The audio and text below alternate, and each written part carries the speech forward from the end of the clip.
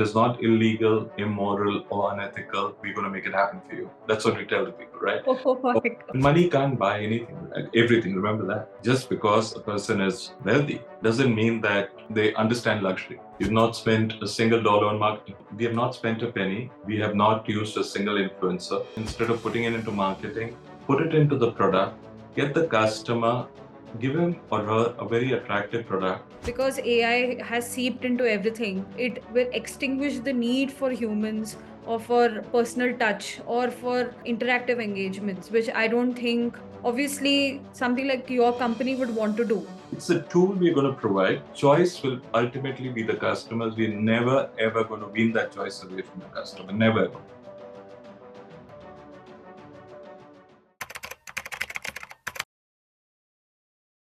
Good afternoon, everyone. Welcome to another edition of Thinkly Talks. I'm Aishwarya and I'm the host for today. And I'm extremely excited to introduce our guest for today, which is Mr. Manoj Adlakha. Before we get into a little bit about who Mr. Manoj is, I want to ask a question to the audience. What if living luxuriously wasn't about what you own, but what you experience? Worth thinking, right? So, at the helm of this, we have Mr. Manoj Adlakha, who is the founder and CEO of RedBeryl Lifestyle Services. RedBeryl is a premier luxury lifestyle management company that curates exceptional experiences for India's most discerning individuals. Before building this, Mr. Manoj had a decorated career at American Express India and Visa, where he spent decades redefining trust, loyalty, and premium services. In today's episode, we are going to be exploring the changing face of luxury, especially in the Indian market, and how Red Beryl is leading the way. Welcome, sir. It is an absolute pleasure to have you on Thinkly Talks. Thank you so much, Ash. Thank you. So, sir, like I mentioned, you have had a rich career in, American Express and Visa. You've obviously, been part of the creme de la creme. So, having been at the top, what made you decide to, walk away from that virtually and build your own venture like Red Beryl? It's never easy when you've been working for as long as I was, which was about 33 years post my qualification. I'm a chartered accountant by qualification. And post that, I've spent 33 years in corporate life. And that was, great learning. Out of it, 30 years were with American Express and a few other years primarily with Visa in Singapore in the regional head office and 1 year elsewhere. So 33 years is literally a lifetime. And it's never an easy decision. But what I'm very grateful to American Express specifically is the learning I got, the value system that it instilled in me regarding how to treat employees, how to treat customers, and ensure that, a little bit of my own background being a chartered accountant, ensure that, always my eyes on the numbers, because that is what the third constituency, which is the shareholders, are always going to be looking for. And one, as whatever you are doing at whichever level in an organization, you are accountable to the shareholders. So you're really accountable to the customers, to the employees and shareholders. So I love that piece. And great learning, and specifically with American Express, it was all to do with a certain set of individuals. When I'm talking about individuals, I'm talking about customers here who were the HNIs and ultra HNIs who were used to a certain form of luxury. And in my endeavor of 30 years that I spent with them, it was always to make sure that the service I provide to them is absolutely unparalleled and unmatched. And I'm glad, that I could do, at least in my own way, to the best of my abilities, whatever I could deliver. There came a time, and like in everyone's life, there comes a time when you decide, you've been there, done that, what next? And I wasn't getting any younger. And, in the backdrop of what was going on in India, I was very clear about one thing, which is that I did not want to relocate from India. I wanted to stay on in India. And, because of various factors, personal and otherwise. And when it comes to otherwise, I just saw that the field that I wanted to further and hone my skills and do whatever business venture I wanted to get into would be dealing with HNIs and ultra HNIs. Uh, from just the dynamics of that business, one, it excited me. Second, I think I understand the customer insights. And third, I believe that I have the ability to deliver on the promise that one makes to these customers. So that was the underlying tenet of coming up with this new company that I founded. It was a bootstrap company. It was founded a little less than 2 years ago, and it's been a fun ride. And today in this company, it's called RedBeryl Lifestyle Services. And RedBeryl, by the way, it's if you were ever to Google it, it stands for the most precious gem on the planet. And Yeah. so that was, an exciting way. Love the ring to it. And today we have a team of about 55 or so people across the country who are, operating this. That's really lovely. Red Beryl, in fact, when I was trying to get to know more about the company, I also noticed that the results were first showing me a gem. And beryl traditionally is a green colored gem, but you went with red beryl to, maybe have that slick, really luxurious feel to it. Like the way you even say red beryl feels very nice. That's a good mouth feel, if like that. Um, like you mentioned, HNI is because of your experience in American Express, you decided to want to cater to the HNIs maybe in a personal capacity, which is why Red Beryl was born. HNIs in today's day and age, like I was reading about it a bit more, and I was actually stunned to know that mostly Gen Z and millennials comprise of HNIs, or they are expected to comprise of at least 45% of the market in the next 5 to 10 years. And because Gen Z and millennials as a generation value authenticity over, possessions, I think that is why they resonate more with lifestyle luxury experiences, because it is a choice that they want everywhere consciously rather than investing in one and done product. So, Right. do you see any differences when you cater to maybe the younger HNIs versus maybe someone who comes from old money, generational wealth? Like a cultural difference or a mindset difference, and how does Red Beryl, cater to both? Yeah, that's a very interesting question. In my mind, at least to my mind, the boundaries are getting very blurred. And that's for two reasons. One, when I'm looking at, specifically on the multi-generational question that you've asked, Yeah. one is the exposure that everyone has today to global trends thanks to social media. Everyone knows. I mean, if there was a brand that was launched, let's say in the United States, uh, Mhm. yesterday, everyone in India would know about it today. Those days are gone when you'd be waiting for 2, 3, 4 weeks or even a couple of months to know what's going on, right? The world has become a far smaller place. And, in terms of every look at the people around us, right? I mean, a millennial is no longer a young person. A millennial is anyone born beyond the year 1980. That means, average age, up to 45-year-old is today a millennial. I mean, think about it. That's a little misnomer to my mind because people in the early 30s, mid 30s have so much of disposable income and they want to live for today. They want to enjoy today. They're not about, there's been a bit of a mindset change to your question, wherein earlier it was all about what do I do right now? Do I get into a steady job, giving me a steady income? What do I do for the next 5, 7 years? Save for my first house, then Mhm. buy my first car, then take my first holiday. Those things have changed. They've changed dramatically. I'm not saying it's only on account of COVID, but COVID has definitely been a proponent over there.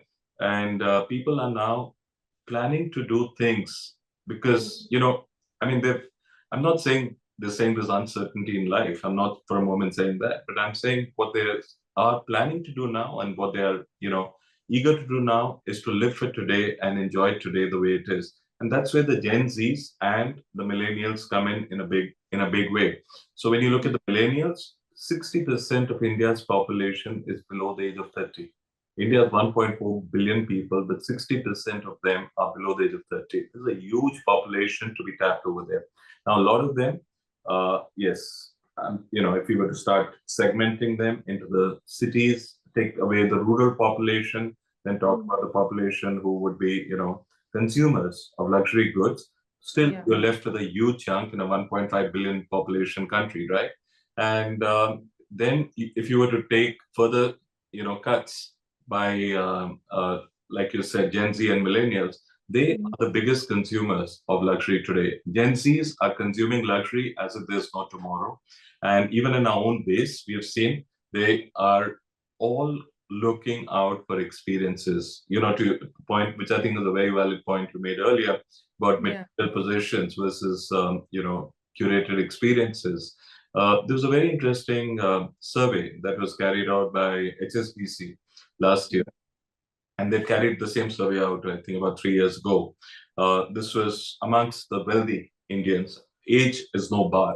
So we have to be very clear when we talk about wealthy individuals. A person Yeah. who's, your stereotype wealthy individual 10 years ago would have been, you would think, would be in his or her 50s, right? But now they're probably in the late 30s to the mid 40s. They're the ones who have the maximum power to consume goods and services, and they're the ones who want to do it and enjoy life and live it today. So coming back to this report that I was alluding to, this report was very interesting because in 2024 they asked a question, with a representative sample, wherein they said that of all the luxury spend that you do, right, Yeah. how much do you spend on goods and how much would you spend on experiences, right?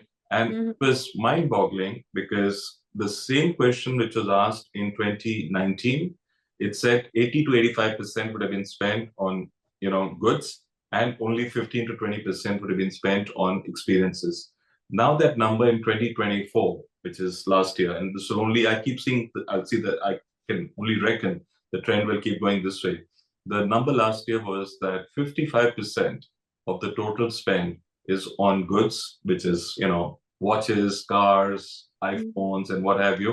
And 45% is on experiences. Wow. That's huge. Look at That's a the, big jump. Yeah. the change, right? And this is within the last 4 years. So people, what they want curated travel. They want a trek into the Himalayas, and the people exploring India like never before. Earlier, it was all about, okay, how do I get from, a Delhi or a Mumbai to a London or a Dubai? Mhm. Those things are probably a little now off the beaten, track. They're no longer, they're a bit passe. Now, Yeah. is far more prevalent is how do I go on the next skiing trip, right? How do I go on a safari? How do I go with 4 friends and enjoy a beautiful experience, which is absolutely hitherto unheard Mhm. of? How do I do something which is unique where I can come back and tell my friends about retreats, wellness? I mean, people are, the younger lot, which was unimaginable earlier, in their late 30s and up to, let's say, age group of 35 to 45 or 50 for that matter, they're spending a lot of their time, money, and effort into recreation and into wellness retreats, into yoga, and Mhm. they are ready to expend a lot of their effort in those kind of activities. So there has been a paradigm change in what we are experiencing in the consumption of luxury. For a moment, I just want to make it very clear, it's not Mhm. that, the Patek Philippe watches or the APs or the, Mhm. Rolexes, they're not going to not be sold anymore. People are Yeah. still acquire them. They're going to love their, Hermes bags and so on and so forth. Those will still happen. But, there has been, like I said, a change towards experiences and building memories with their loved ones. And they're spending a lot of money on that. The, people who have the money are willing now to spend money on those kind of experiences. Yeah, I think it comes across as mindful consumption because you have so much of disposable income. You have so many choices available to you. So you want to make the best choice that you can with the resources that you have. And it's an investment in yourself, which is why maybe from the lens of a consumer, especially an HNI, they see better return on investment in an experience rather than a one-off good like a bag or a watch. Even though, like you mentioned, it's going to be there, but Yeah. they're all part of a larger luxury ecosystem that is bubbling in people's lives. Yeah. Right. Yeah, absolutely. And, I mean, like I said, it will not be a either or. They'll do both of it. But there is a trend which is shifting, and it's not a gradual shift. It's quite a significant shift which is happening towards luxury. Curating luxury experiences. So Yeah. within my team of 55 people that I have, we have a team of 10 people who are curating travel, just travel experiences, and we call them travel inspirations. The word itinerary is now out of the window, and people are saying, give us this option, that option, and it's all about, I mean, who would have thought in the past, when you would go down to, you would, and they know a lot. They're very knowledgeable people now. They know exactly what they want, and within that, they are, asking us as travel experts over here, our team of 10 as travel experts to help them further refine their itineraries or inspirations, and give them those experiences when they're there. It's not about booking that flight ticket. They can get that from various other places, but that whole 5-day package, 8-day package, make it very meaningful, pack in as much as they can. People are, I mean, as an example, now when they're going into Europe, it's not about going into a Rome or a France or a Switzerland or wherever. They want to go into the villages. They want to have an experience.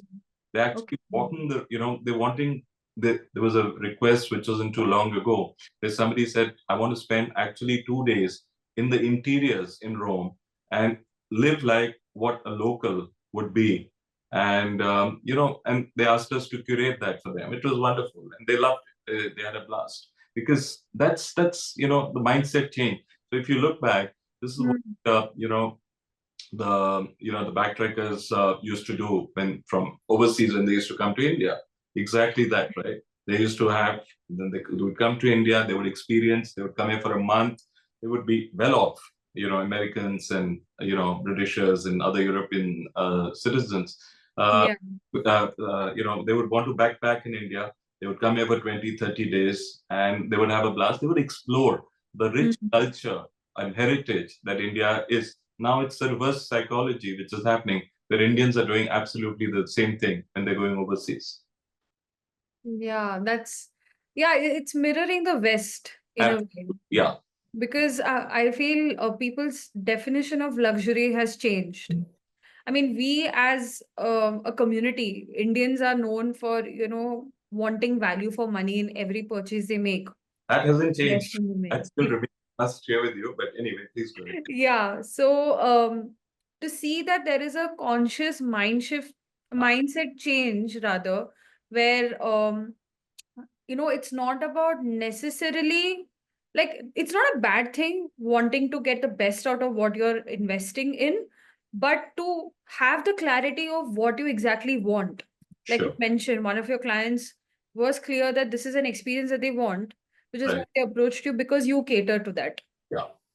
And they are ready to invest as much as they can to get a hold of that experience, because that's what ultimately makes them fulfilled, or it gives them a level of satisfaction. And I mean, it's a lovely thing to know that because of this mindset change, there is an Right. opportunity in the market which RedBeryl has intuitively captured on, Right. trying to bring that in the Indian ecosystem. Yeah.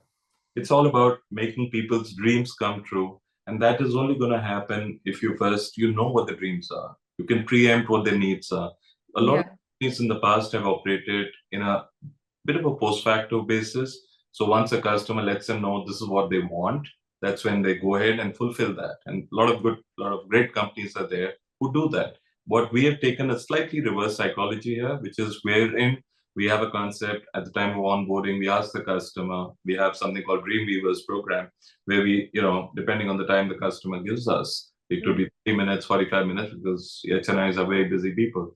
But depending on the time they have, then we ask them what their preferences are, what kind of holidays would they like, what are the key dates in their life, what are the key milestones they would love to celebrate. So we, in effect, what we would do is we would create a persona of an individual, and depending on the likes and dislikes they have, we of course, when basics aside, we would definitely know when they fly Would they like to fly, business or first? Would they like to go when they go on a holiday? Would it be a beach holiday or, by the hills? Would they like to travel in which months of the year? Those are very basic, 101. But beyond that would be things about what really interests them. Is it art? Is it, theater? Is it other kinds of events? What is it? Access to some of those which are absolutely, which are very difficult moments to get to. And Yeah. of our customers, I mean, over the last couple of years, we've, I think, provided access to more than 2,500 tickets across concerts and sporting events in India and overseas. And, it depends. And a lot of customers have asked us, for moments wherein they can meet some of the artists, wherever it's, of course, they have to pay for it, but Yeah. whatever they can do, so the overall, everything is getting elevated to a different level altogether in terms Mhm. of what people want in life and what they are now ready to pay for. So there's Mhm. been a fundamental change in the way Mhm. the customers are also, interacting with the service providers. The business of experience, I feel, is firstly dynamic, Yeah, which we have touched upon, and secondly, it's also very demanding because end of the day, you are doing everything you can to keep your customers happy, right? You want to give them what they want, sure. and there are a lot of players involved as well because you are handling the customers, you're also handling other vendors and other representatives and spokespersons of artists or any event basically you're catering for. So there's a lot of coordination involved in such a thing.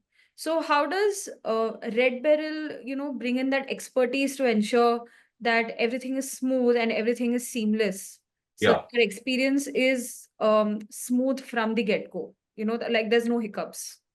Yeah, I think it's a very, very critical question, and it's a key imperative because we can do as much in terms of pumping in value proposition, putting in the right features, putting in the right benefits and things that are going to excite the customer for the price they're going to pay.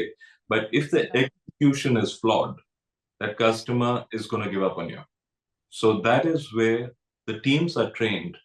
Today Mhm. we have a system wherein nobody is allowed to go to the field till the time there is a proper certification process, even if it takes 90 days. But Oh, wow. there is a proper, and these are people coming in. I don't have anyone in my team with less than 7, 8 years of prior work experience. There's somebody who's my national servicing head. He has 27 years of experience in all. So, Hmm. we have number of years of experience is not the only thing that defines things, but it definitely is a good indicator or a barometer of, what kind of experience, what kind of, uh, what kind of interactions have they had in these Yeah. situations in the past and how they've handled it. So we make it a point, we have, a playbook, and there can be no consistent playbook in servicing. So the playbook is, wherein at all points in time, we have to be there for the customer, right? In a service industry, I'll be the first, and having been there, done that for over 30 years, there will be mistakes, there will be lapses. You have Yeah. to own up. If you're trying to defend and go on the back foot and, say that, oh, sorry, this is, there was a reason because of department A, B, C, the customer. I mean, I Mm. put myself in the shoes of that customer. I would say, look, I'm not interested. For me, it's a brand that is Yeah. messed up, right? So there's no finger pointing. First and foremost, apologize to the customer if there's a problem, and then fix the root cause because we cannot have that same situation happening the second time, right? So Yeah. I'll give you one small example which we've incorporated in the team, and that's gone down very well with our customers. Mm. It was done just about 3 weeks ago, so it's very new. It was done, effective 2nd of April, wherein a note went out to all. We have two categories of customers: the red beryl customers. The red within that is red, and black. Red is our buy and white only, and Oh. I'll come to that in a moment. And then it's a black customers, which is anyone can choose to apply for that. Mm. This is on request. Whoever chooses, we will never say no to that customer. Okay. Product value proposition is very different between the two in terms of the features and some of the pillars that we have. But for every red customer that we have, and it's not, it's now becoming significant and sizable. For every red customer that we have, the mobile numbers. Now, a lot of people are very wary. As you know, you would be a customer of many goods, and we all read in the papers. I tried to get in touch with an airline X or a service provider Y, and I was kept on hold for 8 minutes or 10 minutes. And when I was asked, "Let me speak to your manager," the drift, right? A lot of times, as consumers, we don't have a great experience, right, at the end of the whole transaction, because managers are not there to be seen. Managers left it to their people to answer and do all the hard, discussions with the customer who may be irate, and for whatever reason, right, wrong, and many a times, and we start with the, premise we always that the customer is right, and if we messed up. So just the example I was giving was what we did was 3 weeks ago. Depending on where the customer is, right? Because we are in 12 cities in India, so it represents north, east, west, south. We put that any customer, if they have any issue, right? We already, by the way, we have a dedicated relationship manager for every customer. We have kept the span of control very, very low. So no relationship manager will manage more than 20 customers under any circumstances. There are private banks who do up to 70, 80 customers. But then to me, that personalization impact goes away. The moment you have 70, 80 customers being managed, right? So that goes away. So we have a dedicated relationship manager and, of course, service managers hierarchy. But when we sent out this communication to everybody, and we got some very good feedback from our customers, it went out under my signature to everyone, and it said that herefore, which was, like I said, 2nd of April. I said, we hope you don't have servicing issues, but in the event you do, 24/7. These are the 4 numbers that are available to you. So if a customer is in North, right, person, of course, has his mobile number of the relationship manager, right? And we have a 24/7 concierge on top of that, which is always, that number is always there. Then we've given the regional head for North, right? Then we've given the national head servicing number, mobile number of that, and my number, mobile number, is with them. Now, my mobile number has gone to the entire base across the country. So I'm available, and I have now stopped switching off my phone in the nights, which I used to do earlier. I started getting calls, and it's my job. That's a part of my job. But, this is the kind of customization we've taken it to an altogether different level, wherein that people know that you're not going to have a scenario where your phone goes unanswered. Let's say, our customers are frequent travelers. If somebody's traveling to New York or, which could be a different time zone, and they don't know what to do. Of course, they know they have a concierge, and our customers are very practical. They're not going to bother you only, they're going to bother you only in case of an emergency, right? So that much we know, right? But the fact that they know that in the event of an emergency, you can reach out to the CEO of the company or the founder of the company and the national servicing head and the regional head, and you have 4 numbers. One of them, ideally all 4 will, answer your call, but it's your call, whoever you decide to pick up the phone and do that. So and people have started to do that, and we are more than happy to answer their calls. And it's gone down, and we are the only ones in the whole industry who are doing this. That shows a lot of faith on your part because, like you said, giving out your number is something everyone hesitates. You don't want to share your number with more than 10 people, that to people you know. So giving it out to your entire customer base and making yourself accessible is a really, really, I think it's faith. It's a leap of faith in the whole, system. And it's also, in a way, the way I look at it is, it's also a great feedback mechanism. It's a two-way street, because some of the customers are going to tell us, what, these are the wonderful things you guys need to improve on. We are a new company. We are a young company, and we need that inputs from our customers who have taken and, repost their faith in us when they took that card from us, lifestyle card from us. So it's working well. That's actually really nice because nowadays everyone, gets stuck in a process of trying to get in touch with a person to even communicate their problem, let alone resolve the problem. So that gets very frustrating, and that can, discourage people from even approaching you in the first place. So this is actually a smart move to keep in touch and have a pulse of things, like if everything is fine, we are here, there always, to take care of your needs. I think you said the right thing. It's all about the pulse. If you get Pulse. pulse of what's going on, it's the best Yeah. thing, because we'll improve at RedBeryl as a team, and not Mm. and make sure that if there is a mistake, that mistake doesn't recur within. Yeah. You mentioned that you typically segment your audience into two, which is red and black. So that actually, got me thinking, is there any vetting process you have for onboarding customers? Is that why you segment them into two Yeah, groups? as Yeah. a matter, I think Financial Express, yes, it was Financial Express that carried an article just yesterday, which said that we are the first organization uh, Mm-hmm.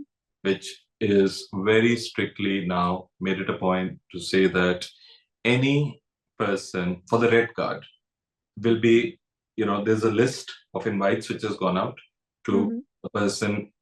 Firstly, we are not a credit card. So, in a credit card company, typically what's looked at is what's called the CIBIL, or the credit bureau score, right? Because the score is your credit rating, and that's a very important determinant of, Yeah.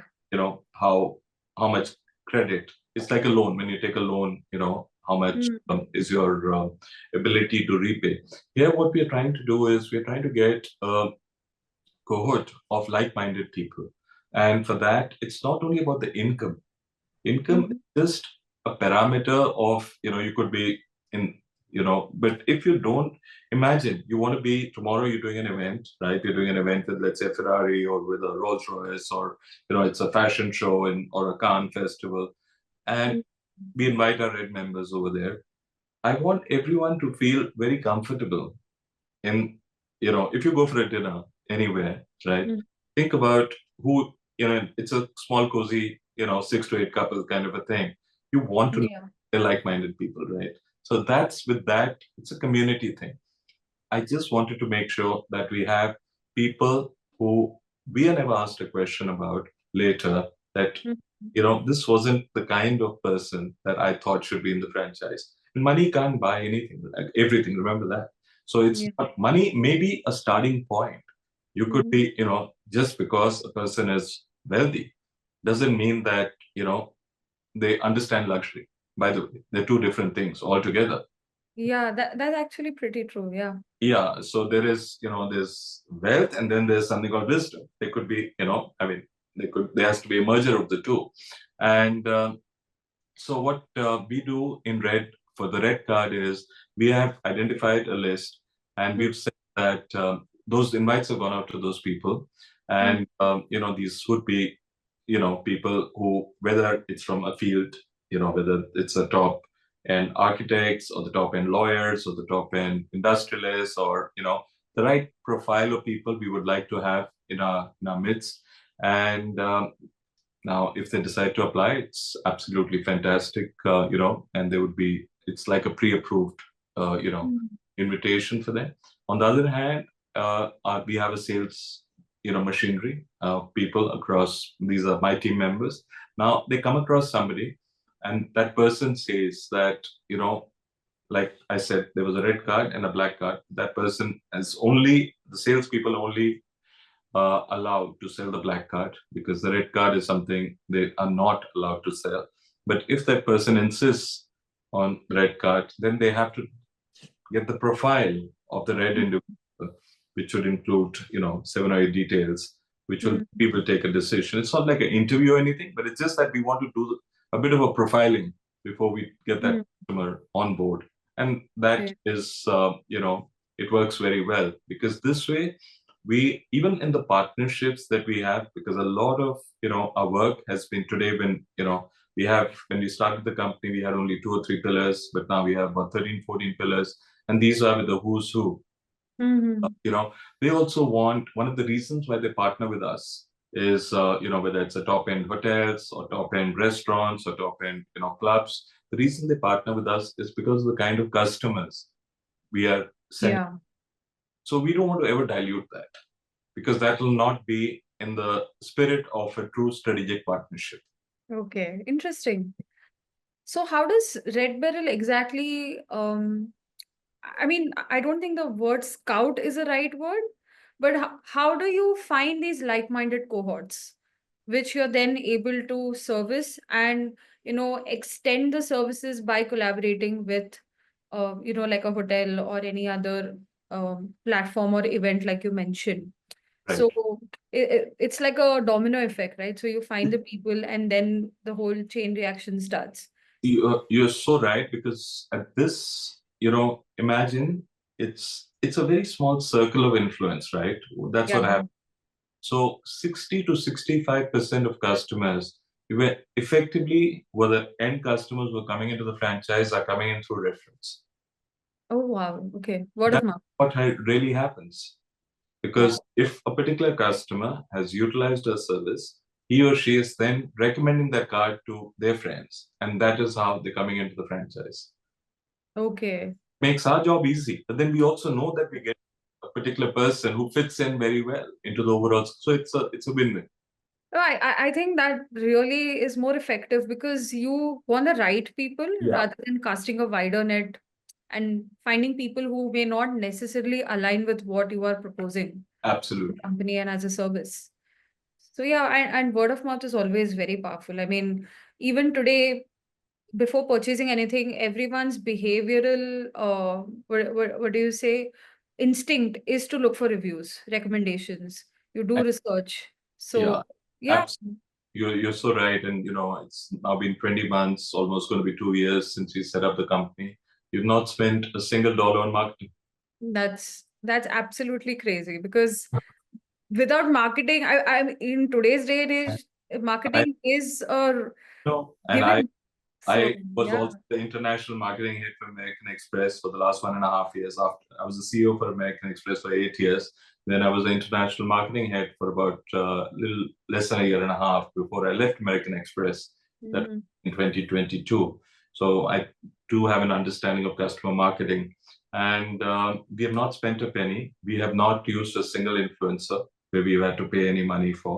So I'm very, very clear that the way to go and the way to take this forward is that we put in everything instead of putting it into marketing, put it into the product, get the customer, give him or her a very attractive product, price Mm. it the right way, because you need to price it in a way that, don't worry, and this is what I keep telling my team on a regular basis, some of the people may find the price to be high, but the right people are the ones for which the product has been developed, curated, Yeah. and they are the ones who will engage with you, and that is really what we want.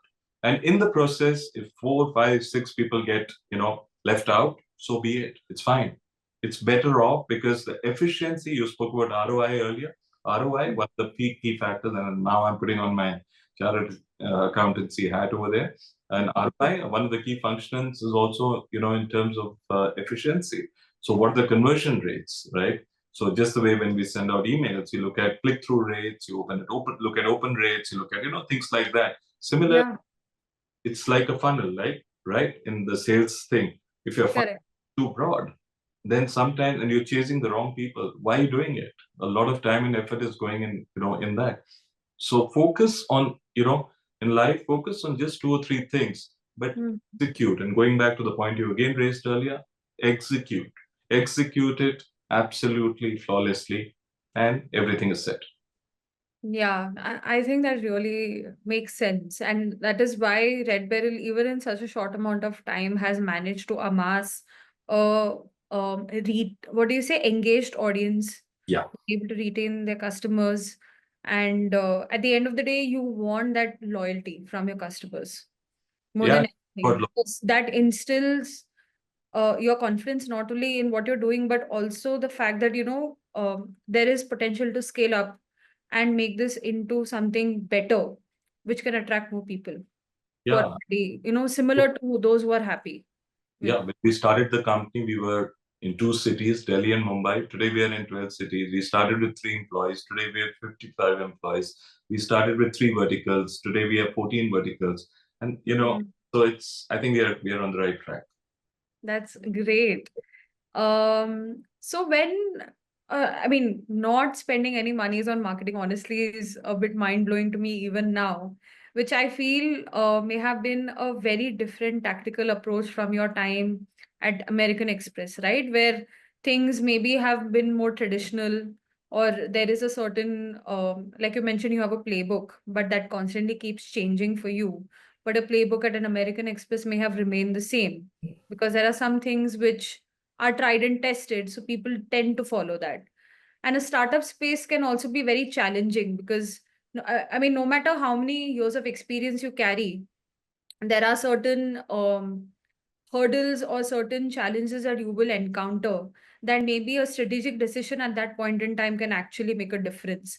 So with Red Beryl, did you see a shift in your tactical thinking or your way of approaching as opposed to your previous experiences? Oh, yes, in a big way. So, just as an example, when I was at American Express, fantastic environment, absolutely wonderful set of people, wonderful leaders, and learned so much. I can't tell you. The value system was, I mean, absolutely, I don't think any other organization can be even comparable with Wow. the way the customers were treated over there. So those are the, snippets I learned Hmm. there on how to treat people, how to work with customers, and also, when you're accountable for results, how to make sure that, you come good on those. So those Yeah. pieces were very good. I also in return was paid on, like any other employee in any other organization, there's a monthly date on which you're getting a reasonable amount of money home. And you know that, you don't have to Mm. worry about that. Now, Yeah. the tide changes when you become an entrepreneur because over here, you are accountable now for 55 people and their families, right? You need to make sure that the salary goes off on time, day, I mean, month after month. There's not been a single month where we have defaulted even by a day, Mhm. month, and everyone's salaries have been paid in full. We've not had to lay off people. Yes, one or two situations if it comes on because of people leaving on their own or because of some other absolutely non-controllable or uncontrollable issues that happens in everyone's life. But I'm very proud to say that as we have built the team, the original core team has stayed on, and then people today, when I look at the longevity of the team is the core team is there, and within my leadership team, it is diversity is very high. 60% of the leadership team is women, and at senior positions. So that's why it's very very easy to say that if you have six, diversity is a very important thing in every organization, right? So but having it at the senior level, I think, is far more important. So, to break that, glass ceiling, so to say. And so Yeah. 60% of my direct reports are women. And I would think not a single one of them who's been with us now for more than 18 months has left, not one of them.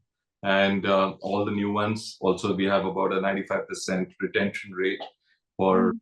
all the leadership team, even across the other parts of the element. So the challenge, which and coming back to your question, the difference between being a salaried employee, working, still giving your best because you're still accountable. Just because you're getting a salary doesn't mean you can wash your hands off and say I'm very happy with the kind of salary I'm getting. Work-life balance is all that matters. But now getting into a scenario where not only are you accountable for the 55 people, you're Mm. accountable for making all vendor payments on time, right?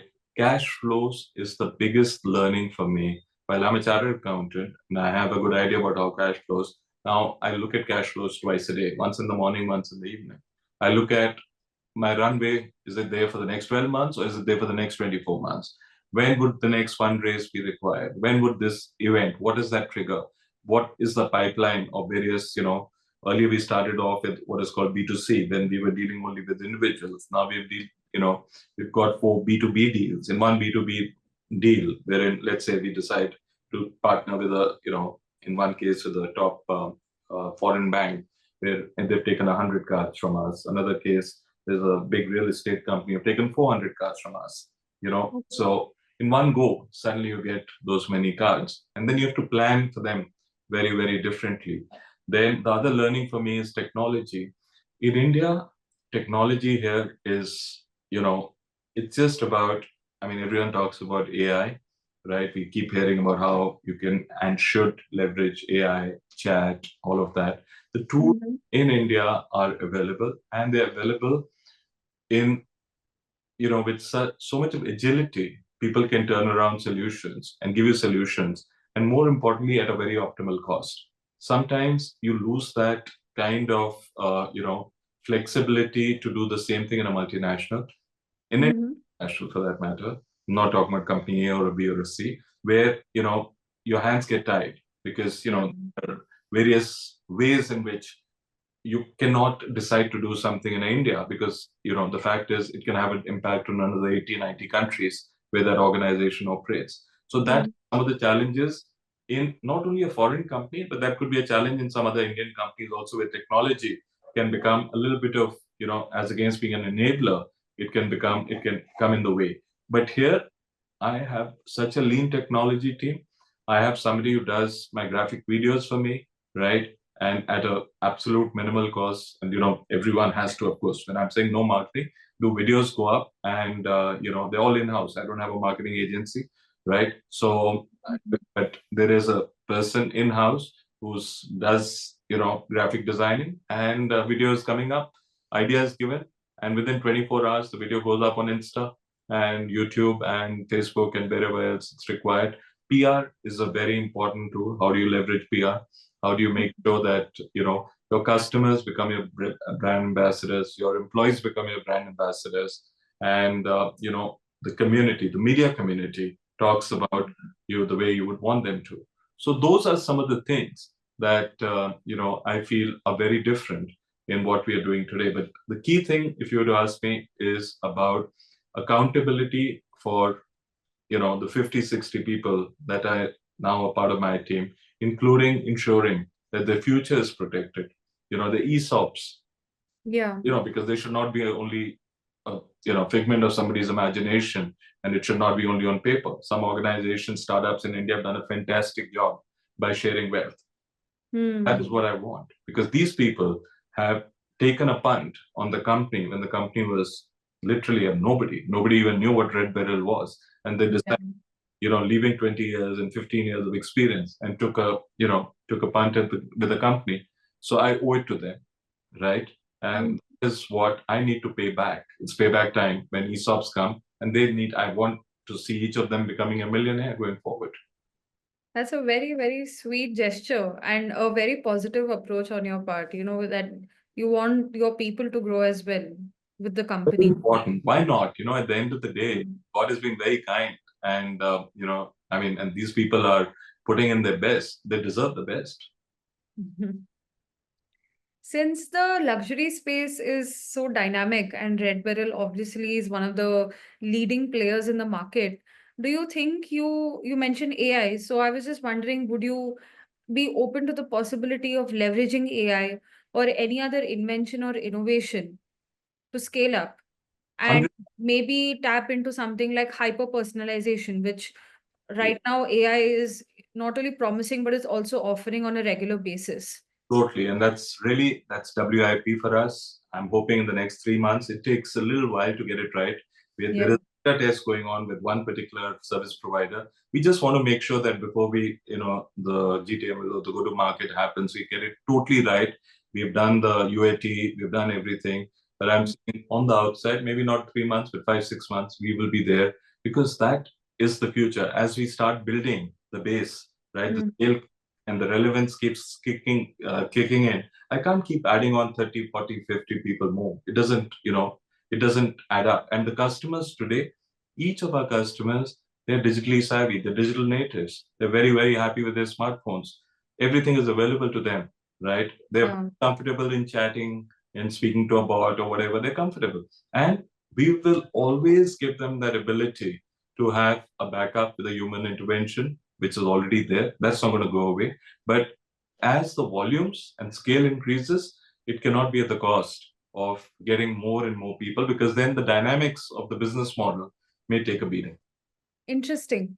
So, RedBeryl's technological expansion will also be maybe in tandem with what RedBeryl is already doing. Because I feel like since your company is people first, not only in terms of customers, but also in terms of employees, technology may be seen as an add-on which helps you do that rather than just replacing it. Because that's what, the one looming fear is because AI has seeped into everything, it Yeah. will extinguish the need for humans or for personal touch or for interactive engagements, which I don't think, um, obviously, something like your company would want to do because you rely so much on the interaction. You prefer, so you value that interaction so much. You value, what do you say? Like face-to-face engagements and personal feedback because like I personally feel too that that's one of Yeah. the So reasons why Red Beryl has grown so much is because you actually hear what people are saying. Yeah. absolutely. And human interaction, everyone wants a warm body touch, right? At the end of the day, they want a warm body interaction. They want a scenario. All Mm. our customers have their numbers of the relationship managers on the speed dial. Now, like I, gave you, an example, which is 3 weeks Yeah. when we put in our mobile numbers. I'm sure they've incorporated those also into the list, right? So our Mm. numbers are always going to be there. That trend is not going to change, right? Not at all. And that is, to your point, technology will be nothing but an enabler, which will be another layer on top. If the customer so chooses to use, and let, you spoke about Gen Zs, a lot of Yeah. Zs may be very comfortable in chatting, and the speed at which they chat is not even funny. Before you know it, they've kind of typed like 6 paras or whatever. And Mm. if they're very comfortable in doing that and they're comfortable in chatting with us on that, we are fine.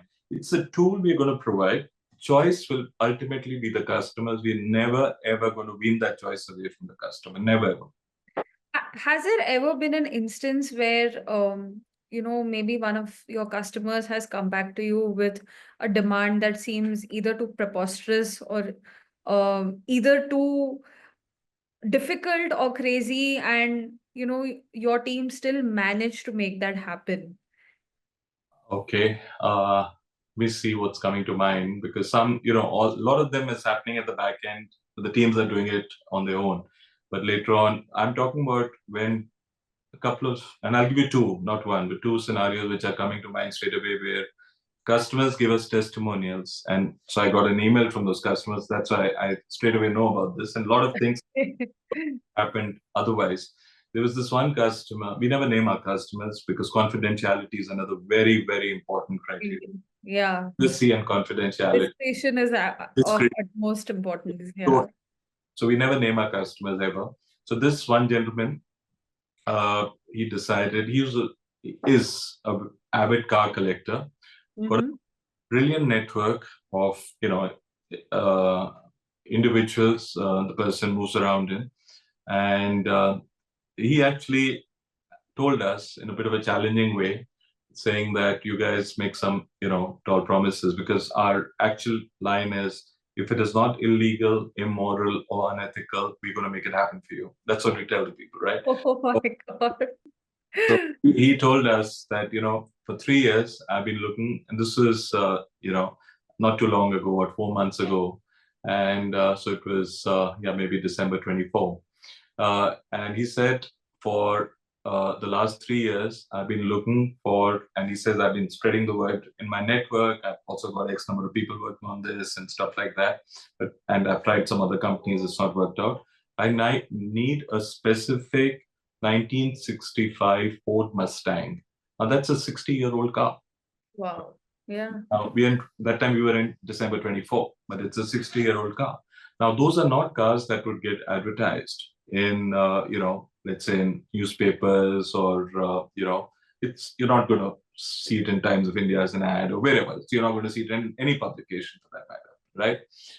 So we passed it on to the concierge team, which is outsourced. They're in 70 countries. And they did a fabulous job because the way they thought about it was wonderful.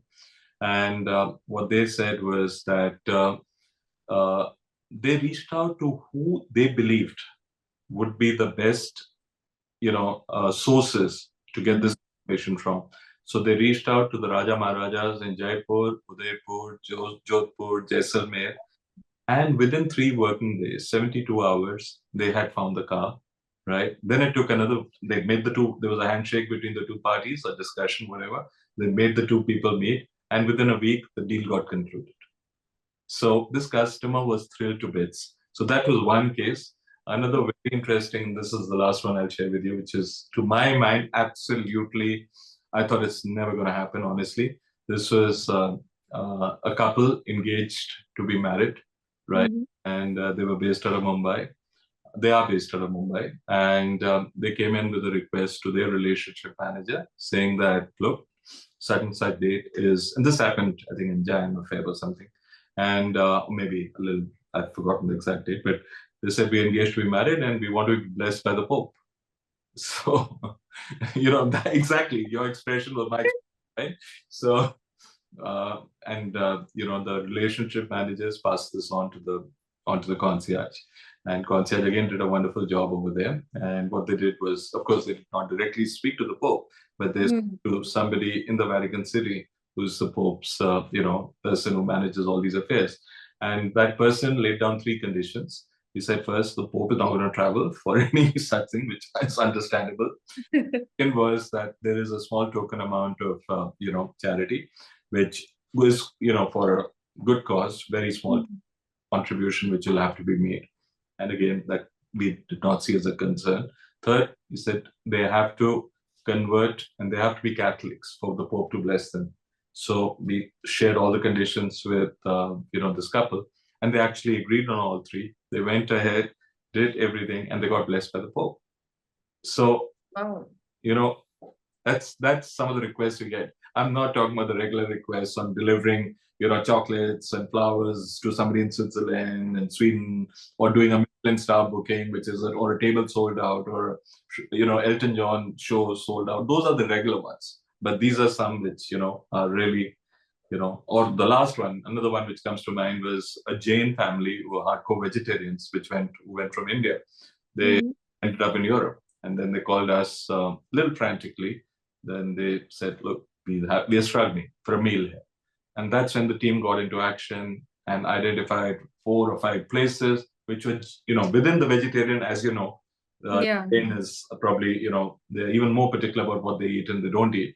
And they got them a booking, not only identified a restaurant, they figured out where they were, got the coordinates, figured out 2-3 restaurants in the same locality, went ahead, made a booking, and those people were thrilled to bits. Small thing, but helped them in in thing like this. Yeah. I mean, it may seem trivial, but it is a big pain point that got addressed so quickly. Yeah. Getting blessings from the Pope. Amazing feat. It's mind-blowing that people actually have these kind of aspirations. And it goes back to bring it to reality. Yeah. We want these kind of things now. So, that's a new world we are living in. Lovely. I have some questions coming in for you, sir, on our community. Sure. What I was thinking was I'll pick a couple that you can answer. Yeah, absolutely. Aniket is asking, do you think virtual reality could become a part of future luxury travel experiences? Totally. Aniket, I think that's a wonderful question. VR is something, imagine now, okay, you're sitting wherever, if Aniket, I don't know, it's an interactive thing, and you can ask Aniket which city he is in, but it doesn't matter. For a moment, let's say, assume he's in Mumbai. If Aniket is sitting in Mumbai, right, and he wants to travel to Vienna, right? Now, typically what one would offer him is give him 3 or 4 options and say, that's where it ends. Now, on the other hand, if Aniket is given a guided tour of the city, right, and which is coming in as a image or a video to him, and that can be sent literally in the next 30 minutes to him and say these are the 4 options, and it's like him walking through into this, doing this experience, that experience, and he's in the midst of all of that, right? Yeah. It's a different, just the way you go and buy real estate. Now, when you look at real estate in Dubai and some of these places, it's all VR. It's all, you will never buy, people are not buying real estate in Dubai, where people sitting in Dubai, they're buying it from the US, they're buying it from Europe, they're buying it from India. It's all, Mhm. it's all VR assistance. VR is the future. It's not even the future, it's the present. So very much, Aniket, your point is a very valid point. That is something which is, luxury is going to be taken, by a storm. It's a matter of time. Now, whether the time, it's not for me to decide. I'm too small in the scheme of things. Whether it's 3 months, 6 months, I don't know. But, technology is evolving at such a rapid pace. Whether it's, earlier we used to talk about robotics, and, then came VR, then came AI, then, who knows, humanoids, everything is evolving. So people are becoming very intelligent. But remember, there'll still be that, what we just spoke maybe 5 minutes ago, what that human touch is still required. There's still going to be somebody who's got to Yeah. fulfill that last mile. That still has to happen. That's not going to be taken away. But Yeah. would Facilitation can be done with absolutely, technology. VR can throw up End-to-end completion will be taken care of by a person. totally. VR can throw up a lot of options for any customer to choose from, and it opens, it just gives you a corridor of avenues to Hmm. decide on. Okay, you want this or you don't want this. That's how VR is going to help. Sakshi is asking us, do you think India is ready to lead in the global luxury market? Oh, totally, Sakshi. Absolutely. India is already leading. So let me give you some statistics. I love sharing statistics. So let me share with you some statistics. Yes. Uh, in India, let's define HNIs and ultra HNIs. Hmm. HNI is somebody who's, when we look at liquid assets, right? Liquid assets are those wherein everything which is disposable with you, with any individual, $1 million and above. That means about 9 crores, give or take, right? Because 87, 88 is the conversion of a rupee to a dollar. So about 9 crores of rupees, Yeah. including real estate. That means 9 Okay. crores of rupees is available with you in, uh, whether it's in your current account, savings account, your mutual funds, anything which is readily, if tomorrow you want to go and spend 9 crores, you can spend 9 crores. That's what it means, liquid assets, right? Mm-hmm. That number in India for 2024 was 865,000 individuals, 8.7 lakhs, in Whoa. who had 9 crores and above, right? And this number may be even a little higher because, as you know, there could be a scenario of little bit of underreporting that goes on, right? And this number is expected to double in the next 2 years to 1.7 million or 17 lakhs. 17 lakh individuals will have at least 10 crores. 9 crores will become 10 crores by then because of inflation, but 10 crores of disposable income, which excludes real estate. That's a lot of money. In India, 10 crores can take you a long, long distance, right? It can take you Okay. 50 times from India to London and back. I mean, I'm just giving one small example, right? And Mm. then you add to that, this is what is called the HNI segment. Then within an HNI, there is beyond an HNI actually, there is a Mm. segment called the ultra HNIs. Mm. So who's an ultra HNI? Now, instead of $1 million, you take that all the way up to $30 million, which is 300 crores, right? Now, that number in India last year was 13,000 individuals. That number next year is going, end of next year or early 27, will be 20,000 individuals who are going to have 300 crores and above, at least. Now, that is the power. The third statistic I'm going to share with you is the number of dollar billionaires. India is number 3 in terms of number of dollar billionaires, reported dollar billionaires. There are $270 billionaires in India, which is number 3. 4 years ago, India was at number 7. India is now number 3 in the world with $270 billionaires, with US being number 1, China being number 2. The number of affluent households are increasing. The luxury market, which is at this point in time in India, depends on which statistic you take and how you take whichever statistic, is in the range of about $25 billion. that is expected to go to $80 to $85 billion in the next 4 years. So it's going to grow at 30%. So those are mind-boggling numbers. So India on steroids when it comes to luxury.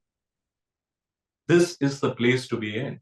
That, we are hearing about, those of you who follow global trends and global economies, you're talking about recessions and probable recessions in some other countries. India, on the other hand, is totally insulated and isolated.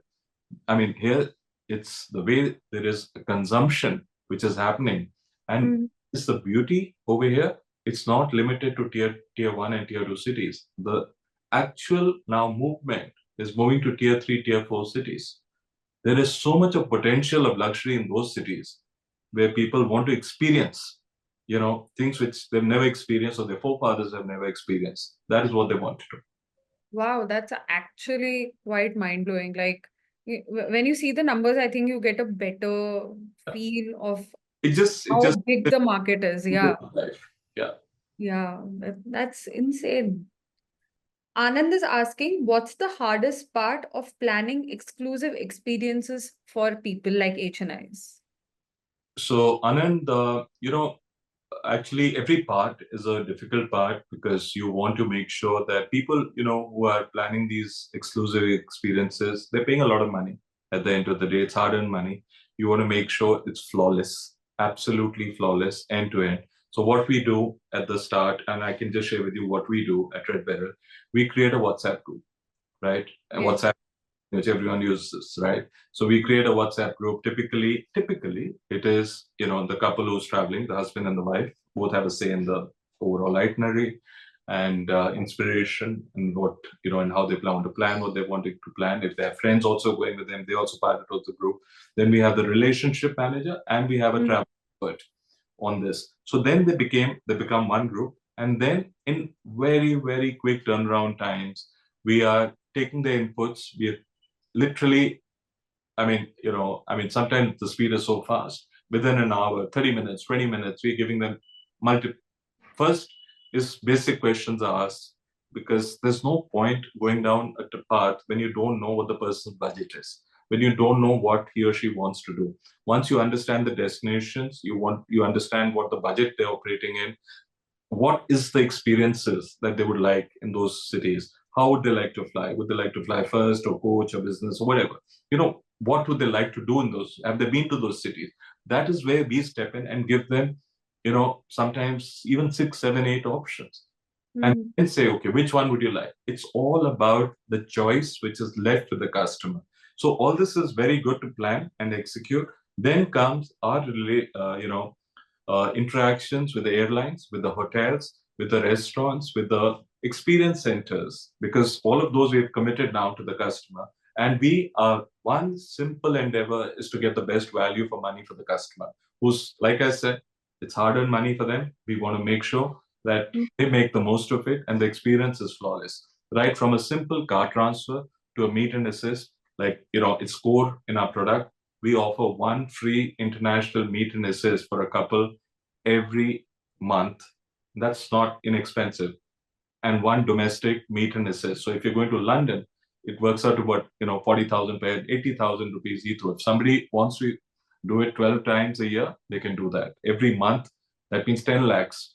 They don't have to pay for it. The company is picking up that cost for them, right? And if they decide, typically Delhi, Bombay is about 5,000 per head. So that is about 10,000 rupees again over there. So that's another lakh of rupees. Similarly, all these domestic airports are in the range of about 5,000, but there are airports which are even 40,000. Like you have a Marabba in Dubai, which is I think about 15,000. So it varies country by country. But again, it boils down to the execution on the ground. And then the beauty in all these itineraries, and we've done, I think, over 100, 150 of them by now, where these are complex packages, which are not one city. You don't count those one simple city, which is a flight ticket from here to there and back. But we make it a point to be in touch with them. We make it a point when they're there to ask them how things are going. We are in touch with those hotels on the ground. We are in touch with those, experience centers, like I said. If something is moving not the way it should, those people, the couple or whoever, our customers they should not be, for them, it should be flawless. It should be all things which are happening behind the scenes. That is for us to take it out with our vendors, our hotels, the travel agents, or the restaurants or what have you. That's our job, and that's how the customer should have a flawless experience. And when they come back, they should be very happy with the overall experience. So to your point, a lot goes in what otherwise seems to be a very simple end-to-end experience, but to really make it flawless and to make it seamless, the whole UX or the customer experience journey has to be totally very well thought through, right from inception to execution. Wow, that's pretty intensive. And as you mentioned, I think you have such a rigorous process so that you know that everything is so flawless, there's no scope for complaint, and Yeah. satisfaction is at its highest, so that people keep coming back. Yeah, and I must give credit to our team, because every time, mostly what I'm talking about here are international travel. When these people are traveling internationally and the WhatsApp groups are on, Mm-hmm. remember they're in a different time zone.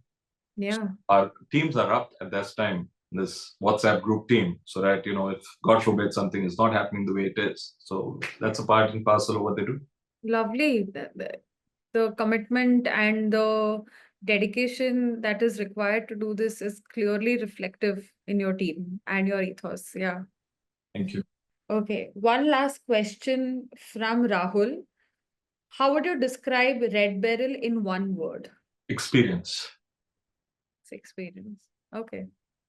And if I wish you'd asked me 2 words, but it would have been world class, or 3 words, world class experience. But if you ask me one word, it's all about, it's not the product, it's not Mm-hmm. the service, it is experience that we are selling. It is experience that we are curating day in, day out for our customers.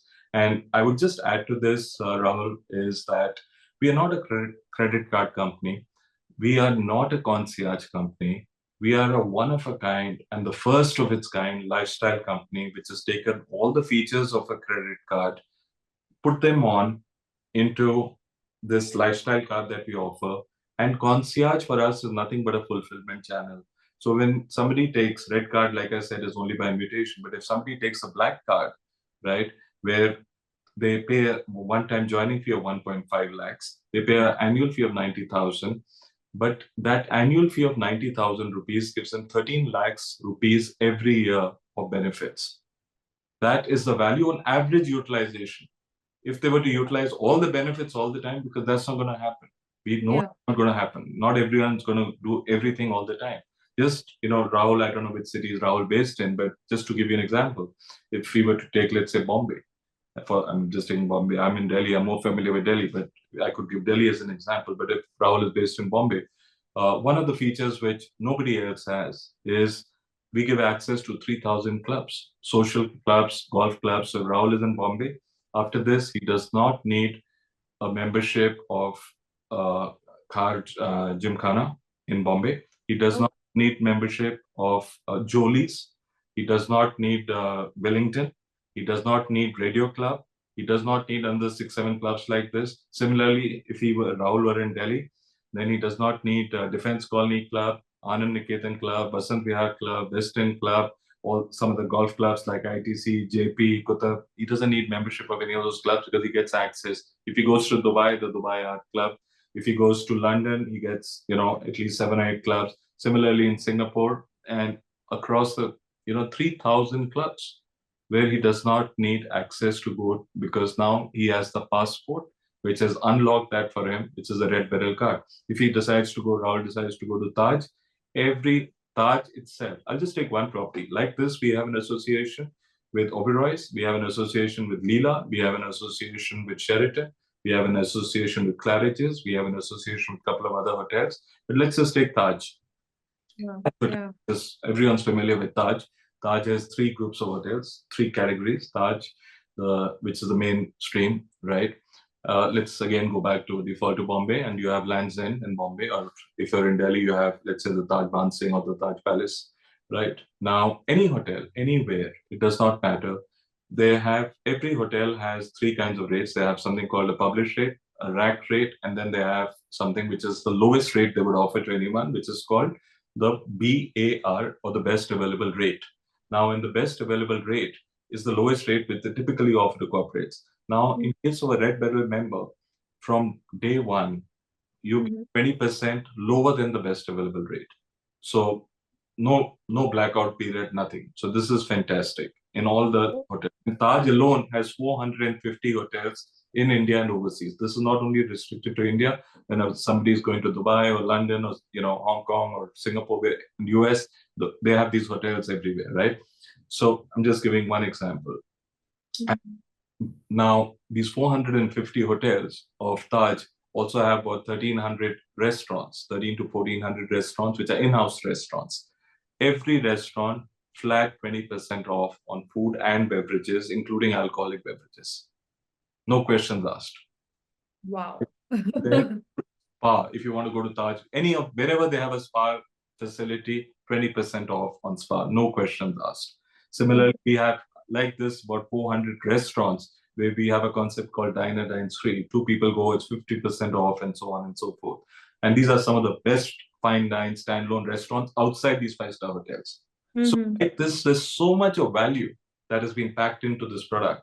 And on top of that, totally all the time, whoever is a member will get a dedicated service manager and a concierge and everything else that comes with it. It sounds absolutely amazing. And it's really surreal to see that, RedBeryl is actually making all of this happen, because I feel like 20 years back, this may have been a distant dream. But right now, it's in the flesh, it's being executed, and people are actually getting to experience the experience that you're giving.